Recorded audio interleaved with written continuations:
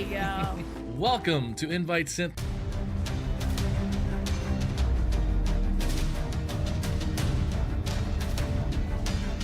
Oh, boom!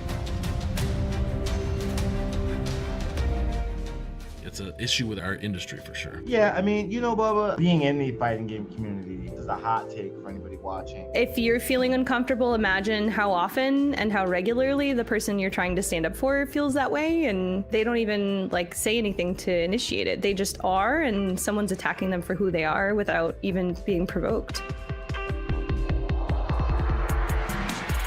Welcome to Invite Sent. We are a live streaming show where we interview people and play video games. Help is on the way, dear. Did he make it in? Did he get all 20? Yes, way to go. If you'd like to be on Invite Sent, be interviewed, and play video games, please go to bubbagatter.com and request to be on the show. And I'll let you know if the invite is sent. Yeah, get him. There you go.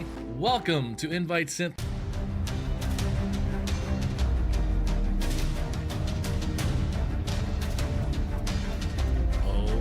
Boom! Right, welcome, hello. It's an issue with our industry. Welcome, hello, thank you for coming to Invite Sent. Let's go, Kyle in the chat, everybody in the chat, hello, thank you guys for being here. Appreciate you all. I'm excited. We've got a fun show today. If you haven't seen me play League of Legends in a while, I haven't played in a while, but I have played in the background a few times over the past year, but obviously I've been way too addicted to Fortnite and no builds. But thank you guys so much for being here. We had a show yesterday on LinkedIn where we did Spotlight to hang out with yes, Kyle, you should play League because it is something. If you force me to play Elden Ring, I'm gonna force you to play League of Legends. That's just how it works, okay? So yesterday we had a show where we had Spotlight. We had a couple of different people in the gaming space that are looking to get jobs or have been laid off or in between jobs. Looking to have some more of those shows on LinkedIn Live Audio and have some fun with people. And it was a really, really good turnout. I really enjoyed it. And tomorrow we're going to have on the Rave show, Rave Esports show, we're going to have Jeff Palumbo from Lenovo, and we're going to be hanging out. We're going to be playing around, talking about tech and audio and video and all that fun stuff that Jeff is into.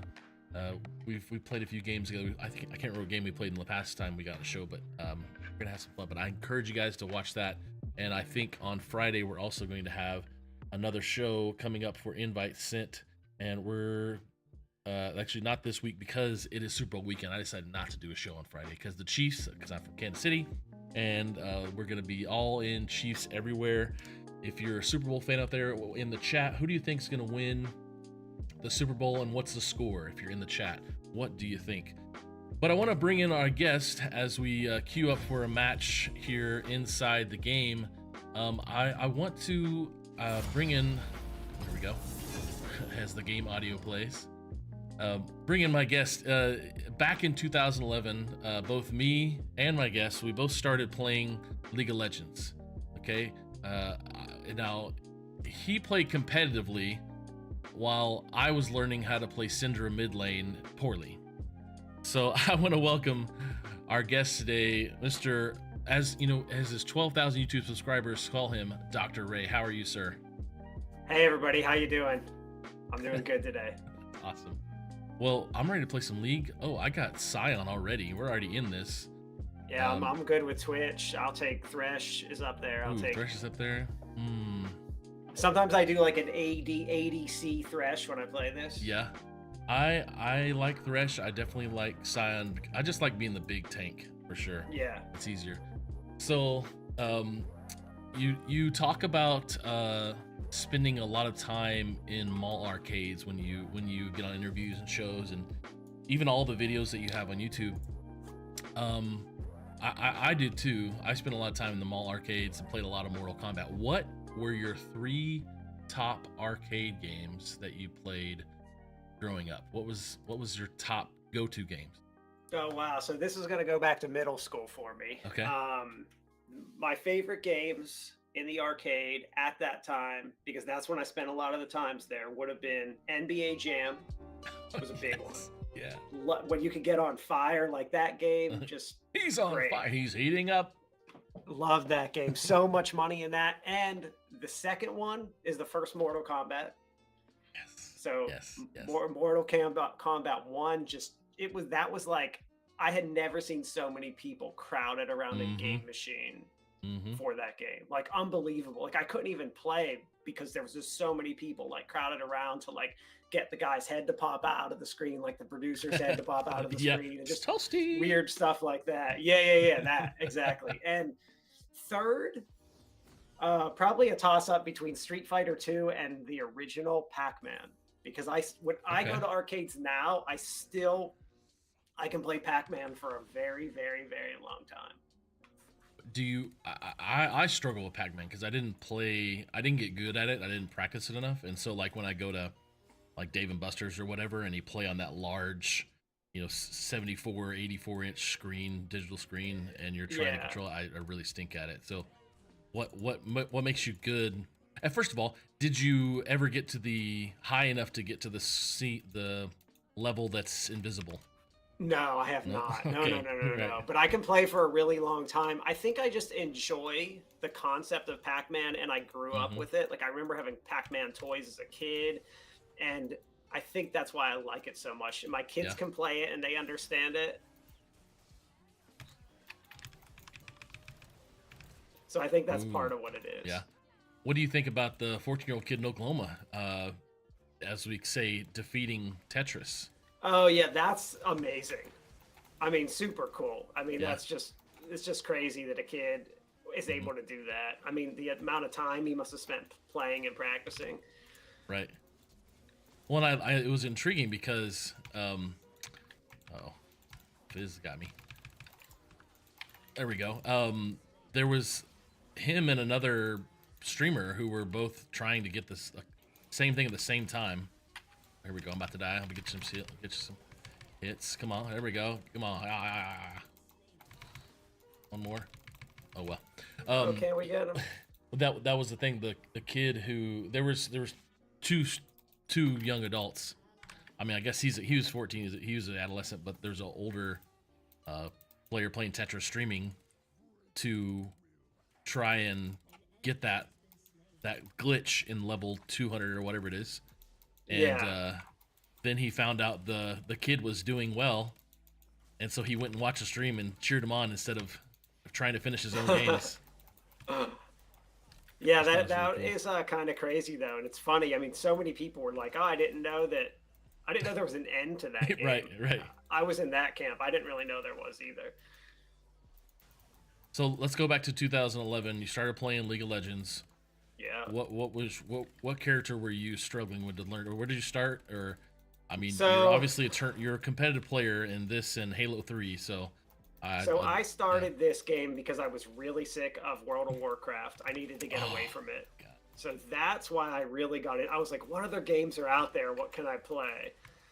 Downloaded this game, and I think the first players I played were like Heimendinger, Thresh, and whoever like the free players were. Back then, you had to play 30 levels before you were allowed to play competitively. Right, so you had to play against bots. Yeah. So I just remember spending a lot of time playing against bots. But what really got me into the game is my friends that I played World of Warcraft with all started playing League of Legends too. Wow. That's a So big we had look. like Did they all go back though to World of Warcraft eventually? Or? No, they're still on League with Wow. me for the most part. And I think at the time, I can't remember how we would chat. I think we were using Skype sometimes, but what were we using? It was back called then? golly, we're just talking about it the other day because Kyle in the chat, we played way too much World of Warcraft together.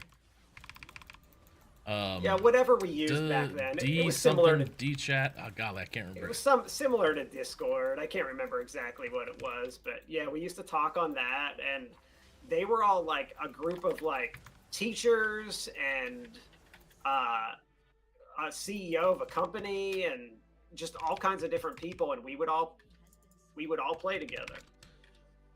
Now I want to know what it is. Kyle, if you're still in the chat, what the heck is that thing we used in before Discord? Some sort of voice chat. God, it's a very. Oh. If you gosh, said it's the gonna name, bug- I would. Yes.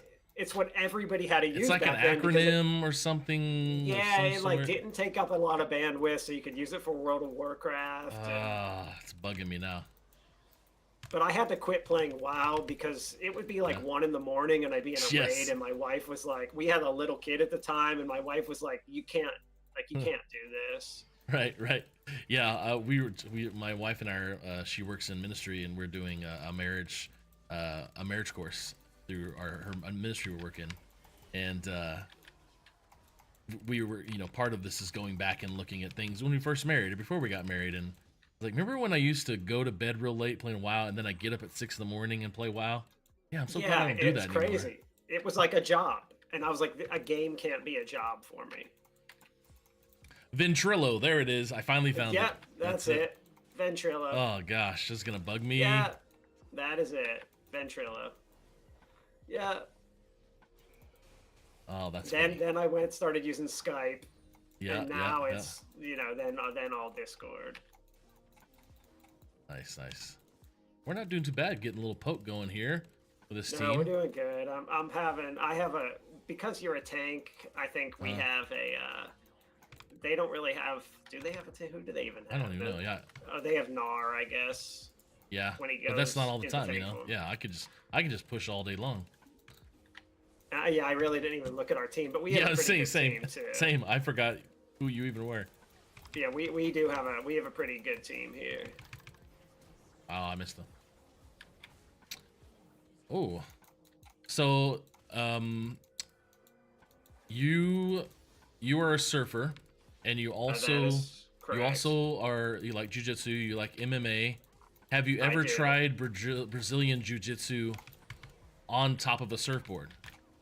I have not done that, but I trained jiu-jitsu for like 10 years, a really long time. Yeah, wow. And I liked it a lot, but I kept getting hurt. I blew out my knee 2 times, and that caused me to stop. Yeah, and like ACL, I kept getting MCL? I actually just the meniscus, and I never got surgery, but my knee is messed up from it. And I was getting staph infections and stuff like that. Yep, that's the common thing on those mats for sure. So I had 2 staph infections and just stuff like that sort of got me to, stop. Oh, no, I missed. There we go. I'll get him. But now I train my kids in jiu-jitsu. I train them in jiu-jitsu and Muay Thai. So I still practice. I love it, but now I just teach my kids. So you have 3 boys. I have 3 boys as well. Mine are 12, or 14, 12, and 8. I guess yours is how old are your boys now? We're a year younger than yours. Okay, that's what I thought. So we are year younger. That's me. Now going back to MMA and UFC, you have said that the esports world, back when we were in the gold rush of esports, 2017 to 2021-ish, you have said that esports is gonna do what UFC did. It started out small, no regulation. You followed it very heavily. You followed esports very heavily. Where are we now in 2024 when it comes to how esports is it still in the same path that UFC is? Is there going to be a Dana White? Is there going to be? That's what that's what I was going to say. Is we don't have our Dana White yet. Yeah. That is what's missing. We need someone to. I mean, that's what's missing in the industry. Someone who figures out how to monetize it correctly, and makes it entertainment for the masses. Because that's what Dana White did for UFC. Yeah, that's interesting. UFC was dying. Really? Oh yeah. It was going down. They weren't making that much money. They were having all kinds of regulatory problems. And Dana White took it over and said, "I got a plan for this." I guess I couldn't really protect him from those what is that, Ziraffs, whatever they are. No, there's nothing you can do about him. But that's what the industry, what I've been waiting for from the industry. And I am seeing some positive signs with like Riot realizing that this is a marketing cost for them. Yeah. So like putting actual money into Valorant and stuff like that. I think is really what is the plan for monetization for the industry. So let's look. So let's see. Dana White did what was the? Honestly, Joe Rogan as well. I would say. What was the catalyst there that helped? So what Dana White did, first of all, is he came up with a rule set. Oh, okay. And he also figured out here's how I can monetize this, keep people entertained, create a rule set, and get it approved by everyone. So he took the industry there was no rules, matches didn't work on pay-per-view, they were too long. He figured out how to make a rule set that made them entertaining, so that matches would be quick, so that he could predict how many there would be in a night, so that it was acceptable to the politicians at the time.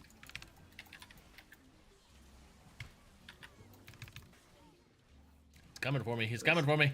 Ugh, nice. They are just letting me kill them. Oh. Okay, there we go. Nice. But I think we need that champion in esports who's visible. Yeah, I totally agree.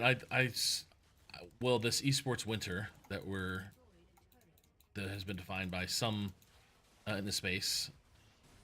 Namely because the VCs made their money, and 100 Thieves isn't really selling as many as much apparel as they used to. Sure.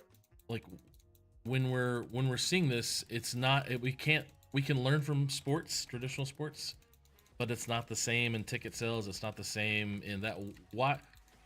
I honestly I see it in collegiate esports. It's doing well because that's where we're excelling.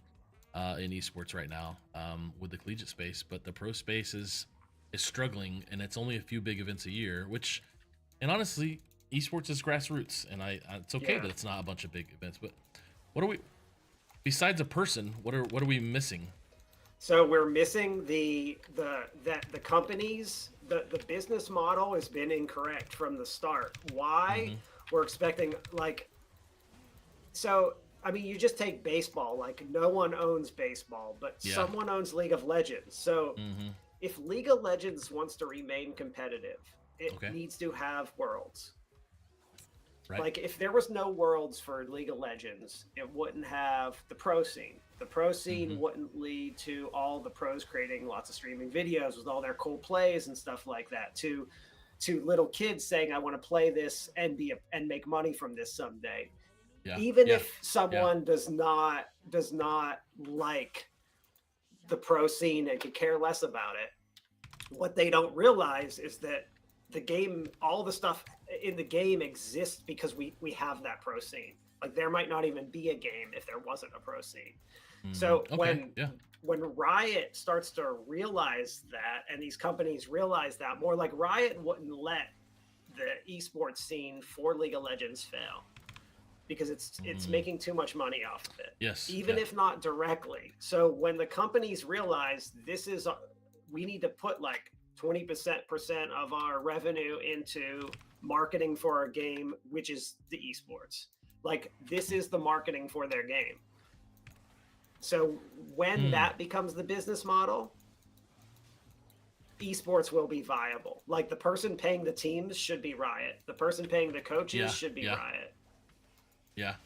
It shouldn't be it shouldn't be a VC company. Okay, agreed. So you're saying oh my, we're about to get destroyed here. Come on. I'm saying that this is a marketing expense for a company. Yeah, this is what drives the game. And it needs to be seen as that. And that's a business model where the companies recognize, here's what we're really making off of this. And I think like Valorant did a good job of actually like starting to incorporate like money that they're making from like selling a skin as part of the money that they're going to give their players. I like that. Well, and I've been reading a lot of video game development stuff with Jason Schreier, Blood, Sweat, and Pixels Press Reset recently, and then this week has been really fun. Moral Combat, reading that book about video game balance, and I've really enjoyed the book, but I've known it to be true in the video game space, not the competitive gaming, not esports, that before a game fully comes out, the use of Twitch streamers and the use of influencers to get the game hyped up is extremely powerful. Sure. And it was funny, the game called Knockout City, it's yeah, I know what yeah, it is. yeah, the dodgeball one. The creators of the game, I remember him telling me, because we had sat down with them for some reason because we wanted to get it in schools because it's not as violent or whatever. Sure. And so, ouch. And so he's like, yeah, we're not going to use any influencers. We're just going to get the game out. And they were like, we're not going to. And then, of course, they did, because it was the right thing to do. So I think about video games. I think about the idea of getting people engaged. And that's where I see esports struggling. To your point, is they need the people. They need the fans. They need all this other stuff. So I don't know. Ooh, yes. They're like all going for me. Uh-huh. But again, you're I mean, cracked. without that, it's like without that stuff, the game just isn't gonna be anything. So like, Yeah.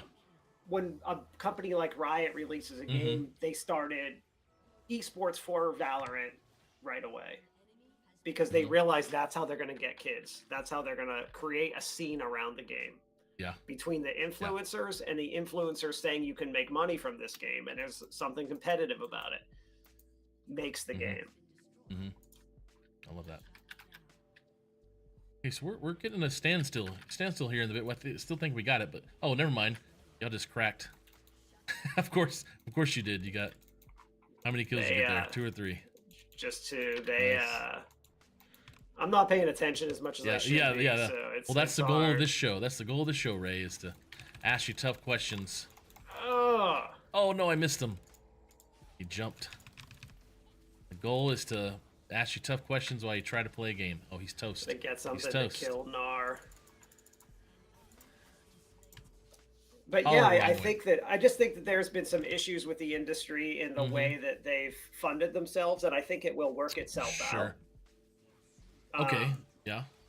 So I do think it'll work itself out. With funding, because of this gold rush we had, what's the replacement financially? Sponsors is also the other big push that's happened.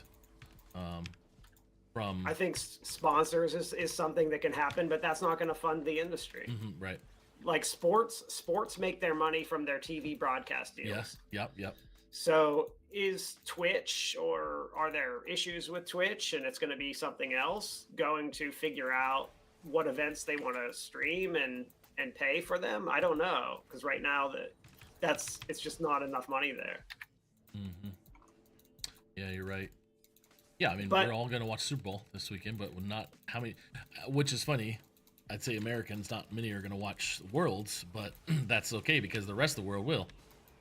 Yeah, and it's Riot saying, like the NFL knows that having 8-year-olds play football is great for them making money. Yes, the pathway. Exactly. Even if you don't like professional football, you being a part of anything football is supported. Playing high school, playing middle school, being a fan of high school is because there's the professional scene. And that's what the video game companies, once they figure that little trick out, which they have, they know that they need that scene to make it so that there's a kids league. And so the kids are playing their games.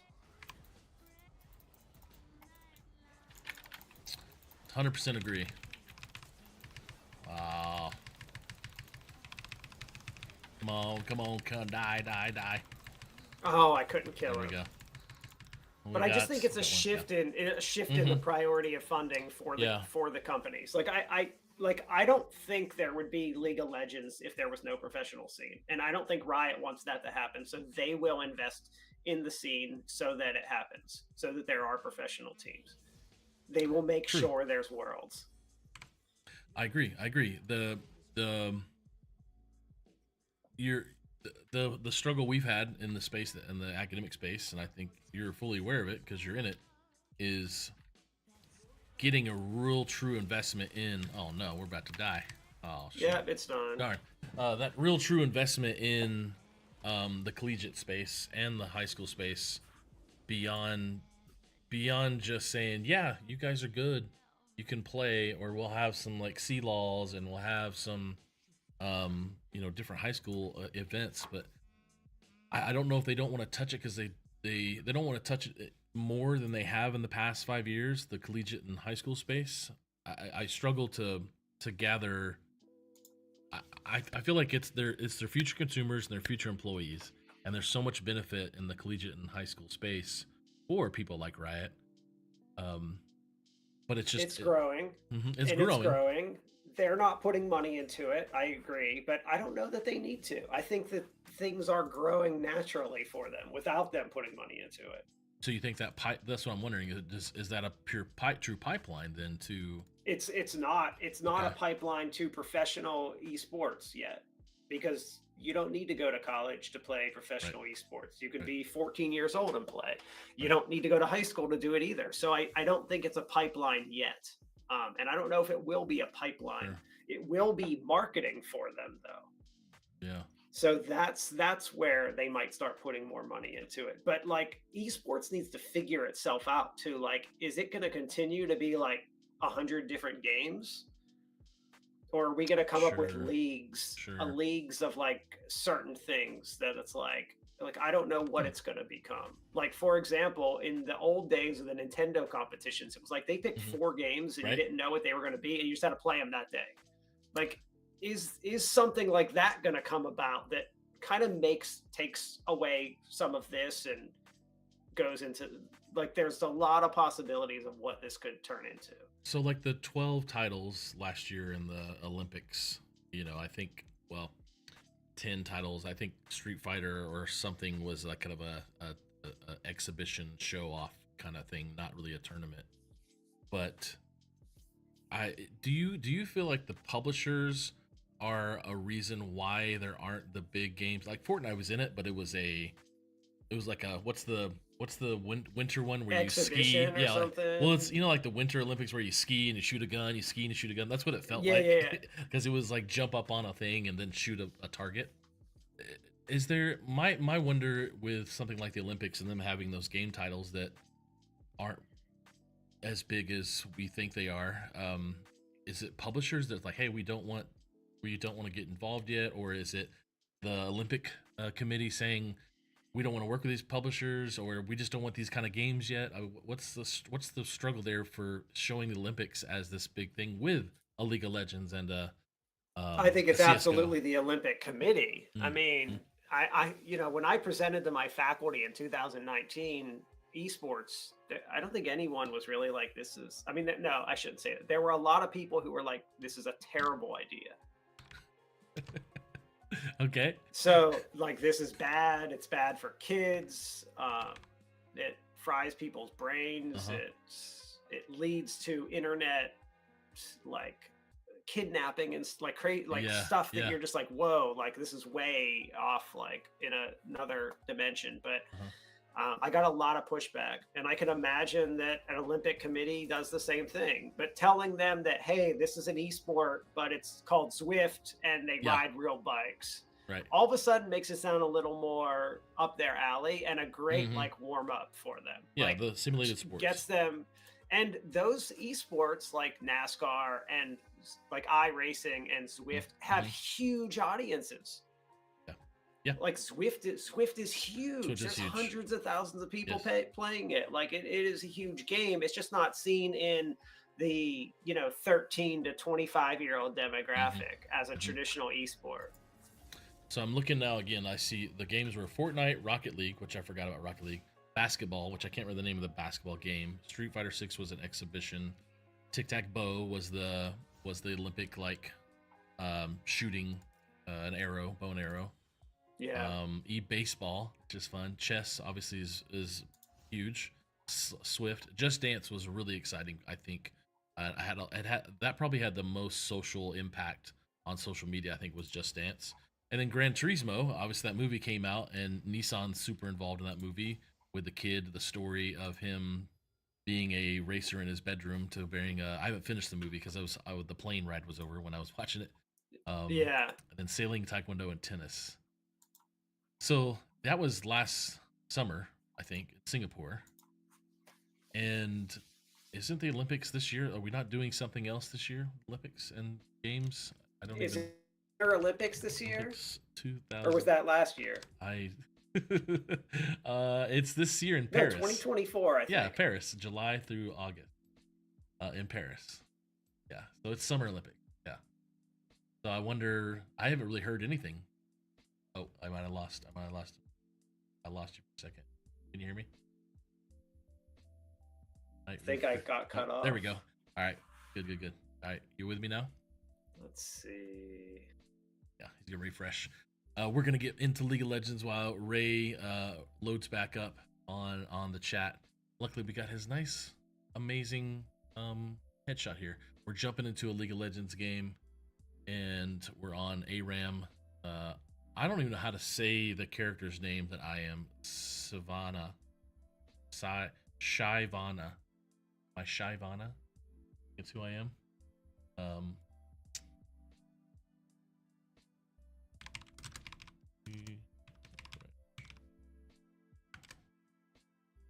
Yeah, so we'll get Ray back in here in a minute as we load up the game. Use same link.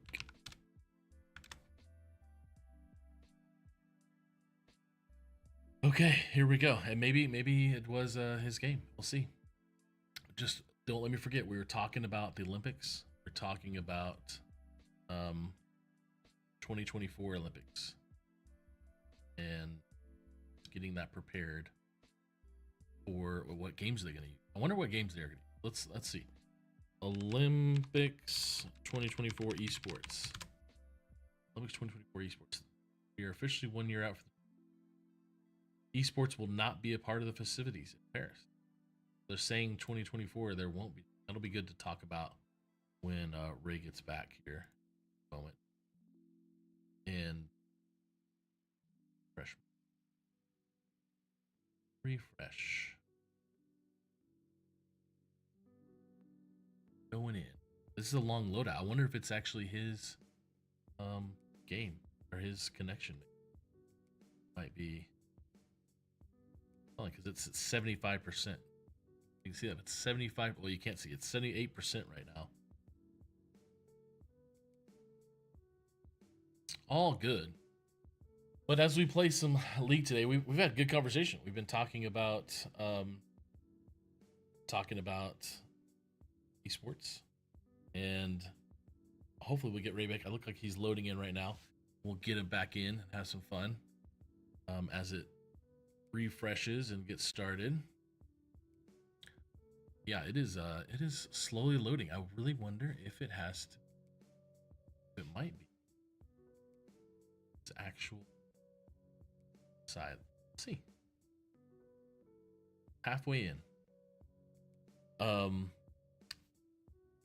So I wanted to make sure you guys know that tomorrow we will be having Jeff Palumbo on from Lenovo for the Rave Esports Show. If you haven't checked out the Rave Esports Show, we will be playing LOL. We won't be playing anything. We will actually be chatting about audio and video and all sorts of other fun stuff and having a great time. I'm going to show a commercial while I work this out.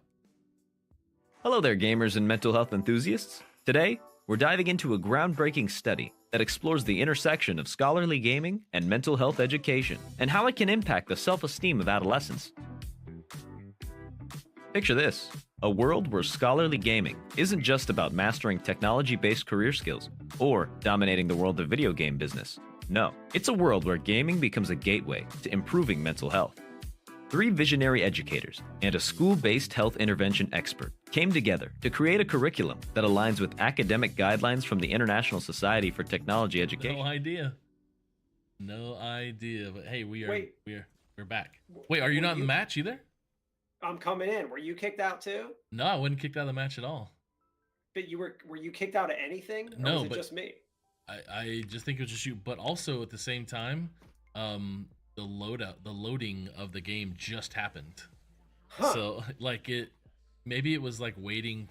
It was definitely waiting for you. That could have been it. Something with League of Legends like messed everything up there. Yep. I have played. I've only played this character, this champion, in the kind of fun small map modes. So I'm gonna do my best to remember. We were talking about esports in the Olympics, and I actually went and looked up that that it is. Oh, come on. Sorry, I'm about to kill Yasuo real quick. No, I'm dead. I have no idea how to play this champ. So. Who do you have? Alistar. Oh yeah, and he's not as tanky as you want him to be. Is what I remember. Oh, I didn't buy any stuff either. Okay, I hit people up. That's right. Okay. This is what I like about ARAM. I like learning I like playing their champions. Yeah, I mean, I get to play champs I wouldn't play. And let's see, I'm just trying to. Oh, they have so many tanks too. So Braum and Leona. I read in the internets that yes, there'll be no esports in the Olympics in 2024. Oh wow. Yeah. I guess because they did it last year, or just why would they do it? I mean, but Paris held the League of Legends years ago with lots and lots of people, so definitely a viable place. Wow. Go. Nice. We got him.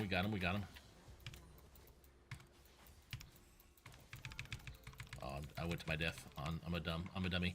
So yeah, it's definitely interesting seeing like, is there a place in the Olympics for it? But I think the industry needs to figure itself out before that. Like it's like pushing. It's trying to do too many things like without being settled first. Like create the industry, create everything, make it viable, and then worry about the Olympics. That's part of the reason why the VCs like they invested all this money, but like it wasn't really ready for that yet. Well, why did I get selected by the turret? What? So let's talk research.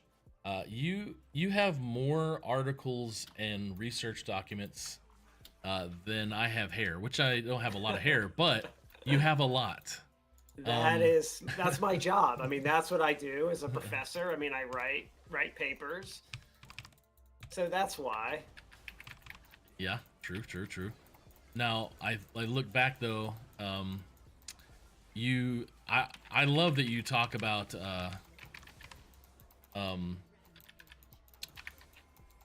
just online learning and online e-learning. Yes.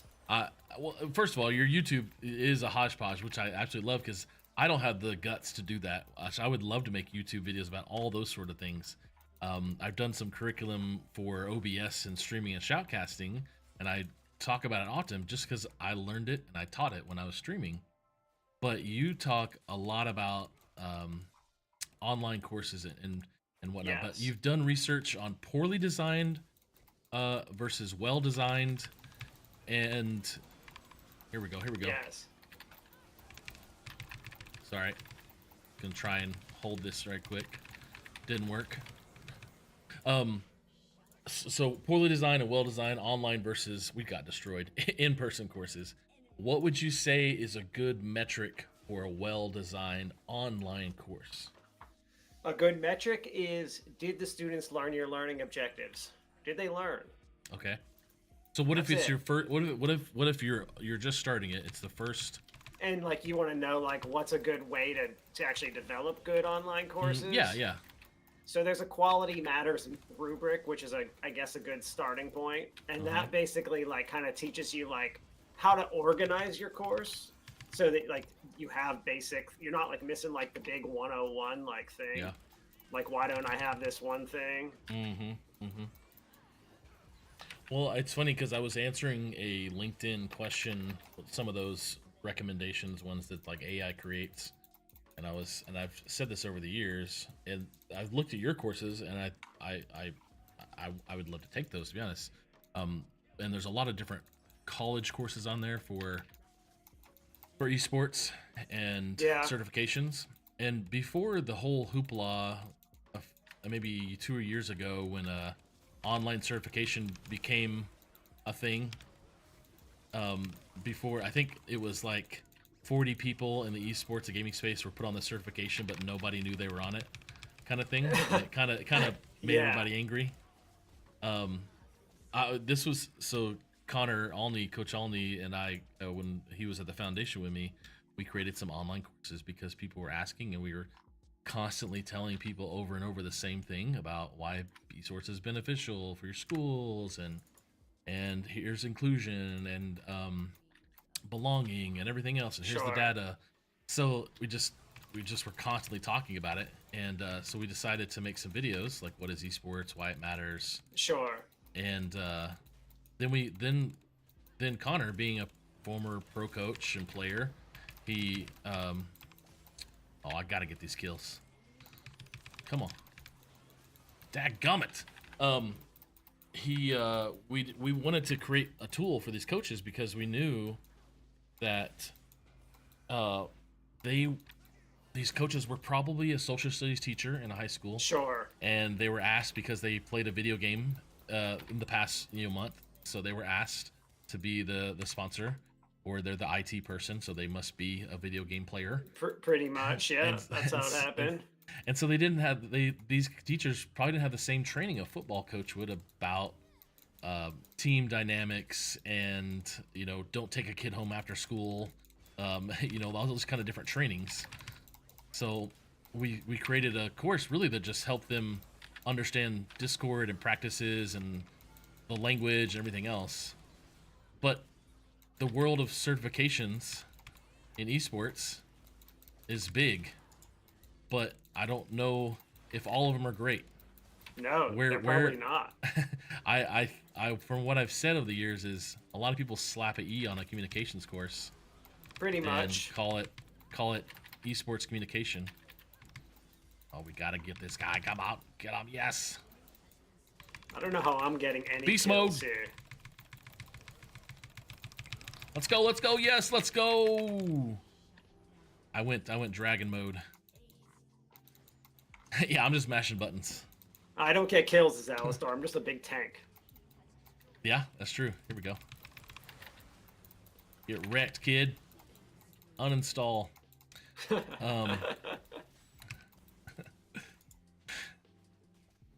So you've done a lot of research. What has been the most enjoyable research? Definitely the research I did on what's called time compressed instruction, and that's where can people learn by hearing things really fast, and how well can they learn, and at what speed do people stop learning? Like how fast can we talk? Not talk, but can audio be compressed in an audio piece of software before comprehension goes down? And what we found is that we read at people talk. I can't remember the exact numbers. I want to say people talk around I think it was 70 words per minute yet. And I don't have this, I'm making up these numbers because I can't remember them off the top of my head. But let's say people talk at 70 words per minute. We read at 200 words per minute. So we read much faster than we talk. So the question was, is there a way to increase the speed of audio so that we can listen that fast? Because obviously we can comprehend it in our mind. So how can we compress audio and make it still legible? And so what we found is, yes, we can speed up audio. Yes, we can speed up videos. So when YouTube started to increase, you can increase the speed of your YouTube video now. Yeah. And part of that's based on that research that we did, which is pretty cool. Wow. Well, I read my audiobooks at 2.5. Exactly. So part of my research was we were the first people figuring that out, which is really cool. And I got to do like a bunch of interviews. Like at the time, I got to be interviewed for Wired magazine, which was like a big deal back in like 2010, and like stuff like that. That's amazing. Morgana's mad at me for pushing them out of her W. Oh, you know what? Because this game is by far one of the most toxic games, I turn off all chat in this game. I listen to it. I don't care. I can take it. I can listen to it. It doesn't bother me. But she is mad at me for doing that. What'd you do? It's like this is ARAM. I don't play Alistar. Like I haven't even played League. I mean, you know. But yes, that was my most exciting research. Because it was practical and companies are actually using it, which is really cool. Yeah. And it's just, I don't know. I like the topic. I thought it was an interesting topic for me to choose. And so yeah, that was neat. It's just cool to see, like, it was really cool when like Apple started putting it on their iPods. Which was, you know, the iPod. Yes, they started putting increased speech on their iPods. Okay. And like, I would just have like the news reach out to me, like, "Oh, can you talk about this? Because this is your research." And I was like, "Oh yeah." That's amazing. So yeah, that was fun. Oh, I'm about to go off here as soon as they come away from that turret. Oh, I hit him the wrong way. Supposed to hit him backwards. There we go. Nice. Okay, what was the most difficult research? So I did something called a meta-analysis. And a meta-analysis is basically where you take a bunch of research studies and try to look at what the results are from them. And what makes it difficult is it's really difficult statistically, and it's a lot of work, because you have to like find all these studies and figure out what they were trying to say. Yeah. So meta-analysis research is difficult because of statistics. I've heard you talk about meta in a lot of the videos you're talking about, especially in the research space. Can you elaborate more? So what a meta-analysis is let's say like one research study doesn't give me like a conclusion. Like it's one piece of a puzzle. So the meta-analysis taking all the research studies on that topic and summarizing their findings. Okay. All right. So that's what a meta-analysis is. It's kind of like here's the conclusion of all this research. Okay. Like, okay. Just as an example, like let's say I look at like, I don't know, I read a lot about like exercise science. So for example, in exercise science, something is like, what's the recommended amount of time someone is supposed to run for heart health? Okay. There might be like 50 different studies with slightly different recommendations. So a meta-analysis helps narrow that down to come up with what's the average and how like what's the power of that average, like how effective are all the studies and stuff like that. So that's what a meta-analysis is. So they're really important in research because one study is not the be-all, end-all. Right. But 50 studies on the same topic that all have similar conclusions, all of a sudden are a lot more meaningful. I messed up. Come on. There we go. Well, I wonder what we need to do in esports meta. Oh, there's tons. I mean, esports and exercise is a huge topic that we don't have a lot of research on. Like, what are the effects of exercise on gaming? Like, does it change your ability to play better, your stamina, does your agility in your hands, stuff like that. So there's definitely like a big area there that there's very few studies on, if not hardly any. And the reason why that's good is because exercise, it all of a sudden becomes important to people who don't know much about esports. They know exercise and they know it's important for health. So if we could convince kids, hey, if you want to be good at your video game, you probably should be exercising, eating healthy, sleeping well. Those are good, healthy habits that you can convince anyone to get on board with. Yeah, I feel like I've not used this term with the stuff, but the foundation I run, I try to gather as much data in one spot because our industry is so segmented and I think you're a person who probably realizes that the most, trying to find research and conversations and articles all over to cite what you're trying to tell is probably a struggle. It is. It is, and doing the research is challenging too. That's also where it becomes like, just doing the research is so difficult. It's time consuming, it costs money, like it's manpower, it's hours. Oh, let's go. Come on. Here we go. Come back here, dummy. Come back. Rom is dead. Come to the turret. Oh, don't kill me. There we go. Nice. Yeah, that's just been my real big goal, is I think 2019, just leaving the traditional sports space and coming to the space, and like I wanted to learn and learn and learn, and I had as many phone calls as I could every day, just like you talked about, having back to back. I just wanted to learn from everybody, and I just kept finding people saying, well, I don't do this, I don't know what you're talking about.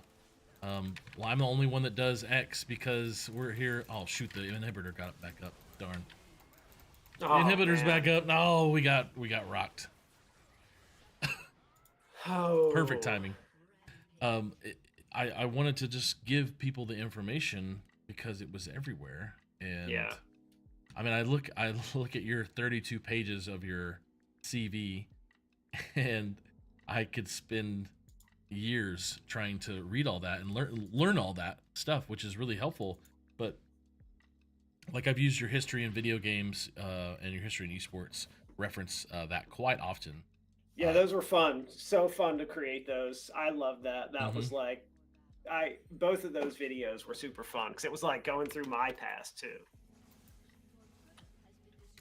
Yeah, well, and that's what I'm going to do in your new home office. Do you have a bunch of your controllers and everything that they show off? Oh my is god! That just... Oh yeah, absolutely. I've got like my old Atari games, like Adventure, which was like my favorite Atari game of all time, is in my office. I have my old Nintendo controller. I have my old Super Nintendo. I have my old N64, my old Game Boys. Oh yeah, I've got so many things. Is that in that office or a different office? The office I'm in right now. Oh, okay, nice. Wow. Yeah, it's and I have a really big office. It's like 20 by 33 feet, so it's a pretty big room. I've got like a ping pong table in it, and the walls are all lined with like my stuff as a kid. So like tons of cool like Star Wars toys and like my old Voltron toys, and I love that. I got like a little art corner, and then like a little music corner with my guitar and keyboard, and just. I got a big old 300 square foot space that I don't have that kind of cool. I didn't spend the time. It's not my house. I rent a space or a couple miles from my house. That is something I'd love to. Have you done a tour on your YouTube channel of your? I have not, because we built this house in 2021. Okay. So, but I was like, I've been getting all the stuff. Like a lot of it was at my parents' house in attic and stuff, and I had to like bring it back and forth and all that kind of stuff. All right, we got an S. I got a chest. Yeah, same. So there was a lot of that. So it's finally at the point where I think I could do that video, because I got everything now. But I have like old Garbage Pail Kids. Like, oh, no way. Oh, like original, awesome. I got some of those graded many years ago. So I have like they're graded. I got like some old comics, like old Star Wars toys, Voltron, some He-Man stuff. I don't know, a bunch of just weird stuff like that, and like little things from when I was a kid that my parents just saved. I've got like all of it sitting in my office. I think I'm gonna have a petition signed for you, and have just people start signing it to say we want a studio tour. It is cool. It's cool. I mean, it's cool for me. Like, sure. I built it for, I built it for myself. So like, I think it's really cool because it's like I just designed it for me. So when I was in here working, all my stuff was here, and it was like my cool. I told my wife when we built our house, I was like, I'm I'm building a room. Uh-huh. I'm building you a house, you and the kids a house, and I'm building a room for myself. So that was like the goal. Well, Ray, man, I really love what you do, man. It's so much fun to just try and keep up with what you're doing, and I want to keep learning. I'm definitely going to spend time. I've got your PDF of your resume, and I've got this last page of all your journal publications. So you'll see me posting about these soon, and so apologize if you get some stuff on LinkedIn. You get overwhelmed, but I like getting this stuff out to our audience and out to the teachers that need to hear this stuff and see this stuff. We don't have enough stuff in one spot to help people, and man, no, I appreciate you. I'm gonna give you though the 60-second hot seat that you get to talk about whatever you want to talk about. You can promote whatever you want to promote. You can tell people where to follow you on socials. You can say something that is off the wall that like is totally controversial. It's up to you. Okay. I'm gonna give you 60 second hot seat. Okay, so I'll just talk about the different kinds of things I'm working on now. So like about me, I'm a full professor. I mean, I teach courses, but like I've been leading the esports program at UNCW since 2019. I'm working on growing that program, trying to really not so much grow the program for me, but grow it for my students, because a lot of them have like aspirations. Even if they're like a biology major, they're like, I want to figure out how I fit into this space. So I've been like growing the program for those students. So that's like my overall job is like figuring out how to get funding for that program. So that's like my big goal. I haven't been doing as much research over the past year and a half. I actually wrote a fiction book called The Level 7 Spell that's on Amazon. And it's like a middle grade fiction book that I wrote for my kids.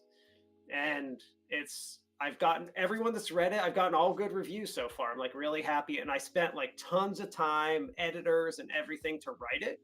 I'm writing a second fiction book about video games, which I won't really talk about, but it'll be coming this summer.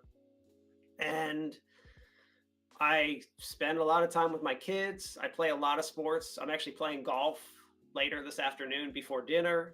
I try to surf a bunch as much as possible.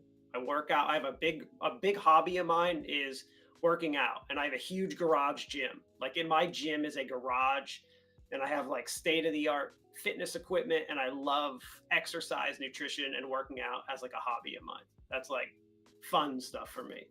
I love all old 80s stuff, my office, and I love being creative and just doing art, like painting, writing. That I spent a lot of time writing a book, but I've done tons of painting. I've sold tons of paintings. All my paintings are like very ocean themed, around surfing, and very abstract, but I like just being creative. I like creating stuff, and that's fun. And I like to encourage people who like to create stuff to do it as well. So that's my 60-second pitch. Level 7 Spell. You can find it on Amazon. That is it. 11-year-old River's nightmares are more than just scary. Ooh, this is you are a man of many talents, and it makes me so jealous because I am a master of none of mine. And you don't have to be it's just I just said to myself, I sat down one day and I said, I'm writing a fiction book. Yeah. If I knew what I was getting into when I started that, I would have never started. What was the catalyst? What did you was it something you read? You just always wanted to write? I mean, what I think like my middle son, River, his name is River, was having a bad day. And I was like, I'm going to write a book and you're going to be the main character. Oh, wow. And now he's technically not, just his name is the main character. The book, it's not him at all. But I was like, I'm going to write a book with you as the main, like your name is the main character, because your older brother gets all the attention because he's the oldest, and your younger brother's like the baby. And you just like, he wasn't having a good day about it. And I was like, I'm going to write a book and he's going to be, and then I created a world, and I told my wife, she was like, well, how do you think of all these ideas and stuff? And I was like, a lot of it's playing video games and my love for anime and video and like playing World of Warcraft and reading books and just stuff that I was interested in my whole life. And I put it all together. And that book was a terrible process. Like the process of writing a book is beyond hard.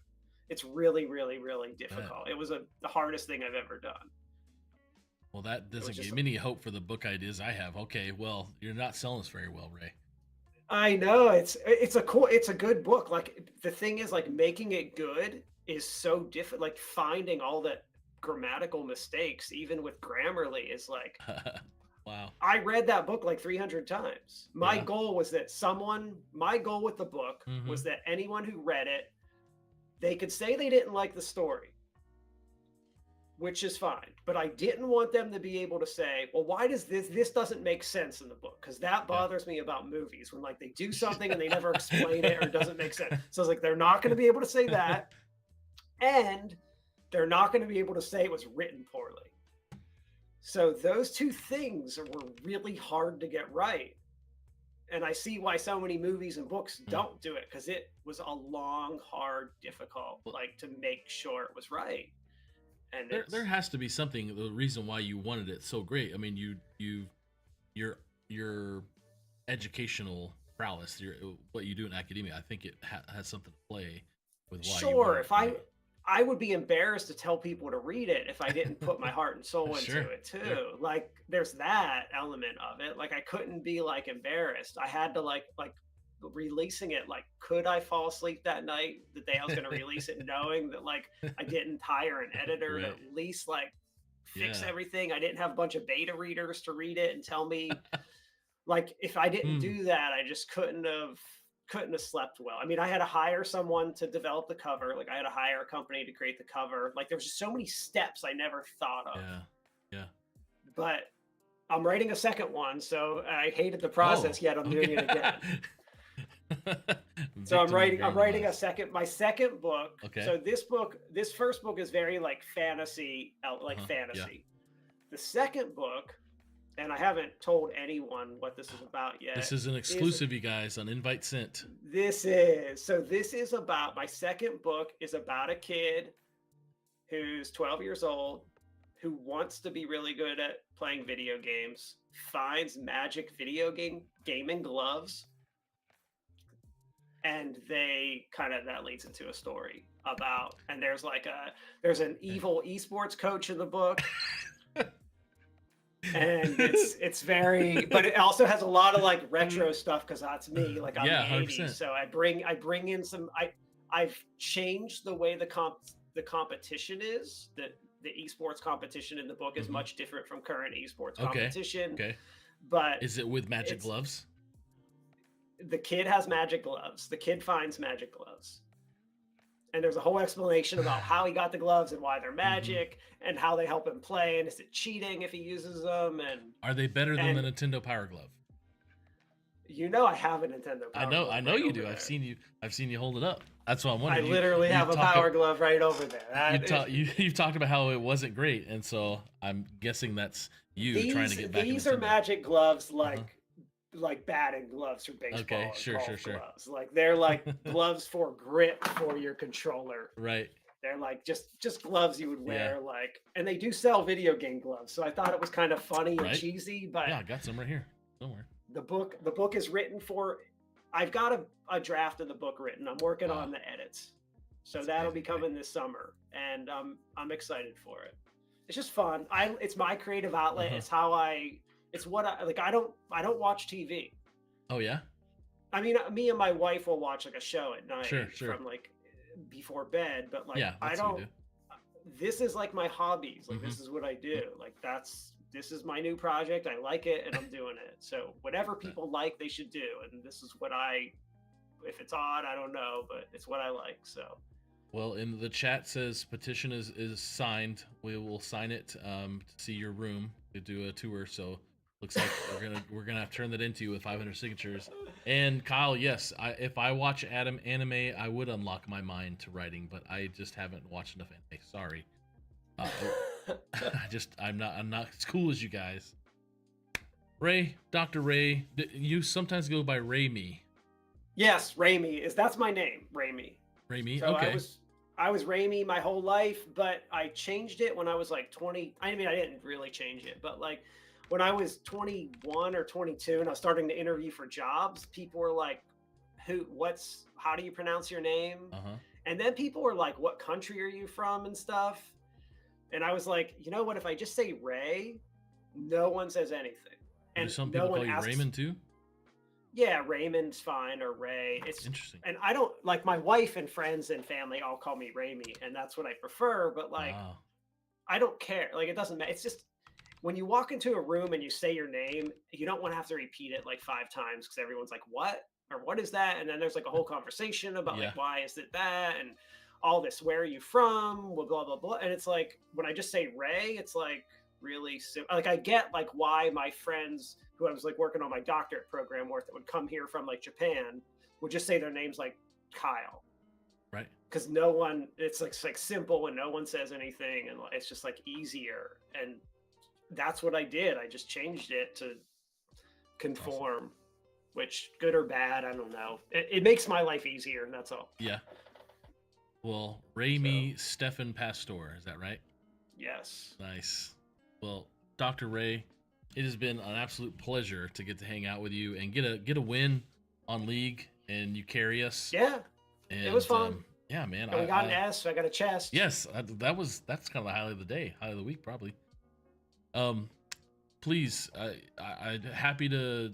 If you need anything, I'm here for you, man. I will read your books. I will beta read your next book, whatever it. Oh yeah, whatever. I'll send some people out to beta read it for sure. Okay. And my current one is free on Unlimited, Kindle Unlimited. So it's, try to give it away as much as possible. Is it in libraries? Like we have, I have like Evernote, not Evernote. It's not called Evernote. It's now called Everrand. Used to be something else in Libby. It's hard to get on the World Book Library sources. It's so because I'm on Kindle so you have to like pick and choose what you want to do with your book. So because I'm on Kindle Unlimited, no one else can have digital copies of my book. Wow. So if you want to be on Kindle Unlimited, you can't go to any of those other places.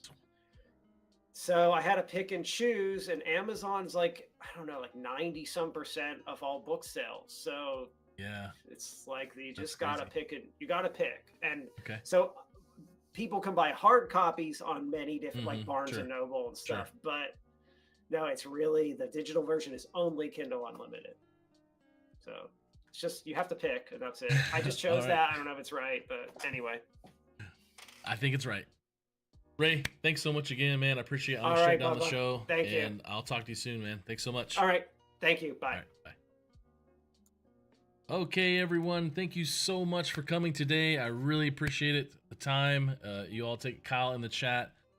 We had VEF. Thank you guys. G Money as well.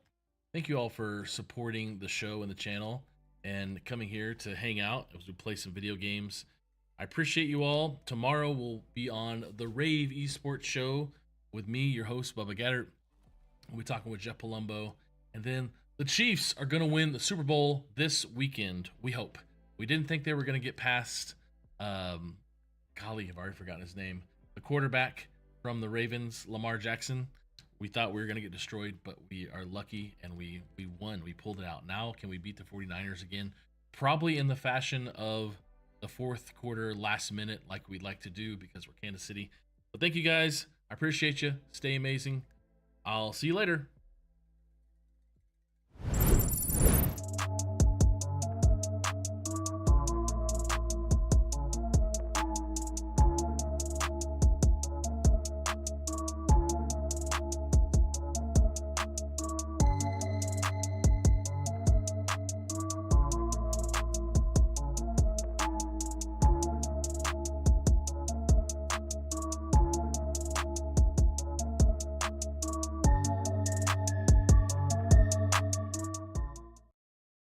Hello there, gamers and mental health enthusiasts. Today, we're diving into a groundbreaking study that explores the intersection of scholarly gaming and mental health education, and how it can impact the self-esteem of adolescents.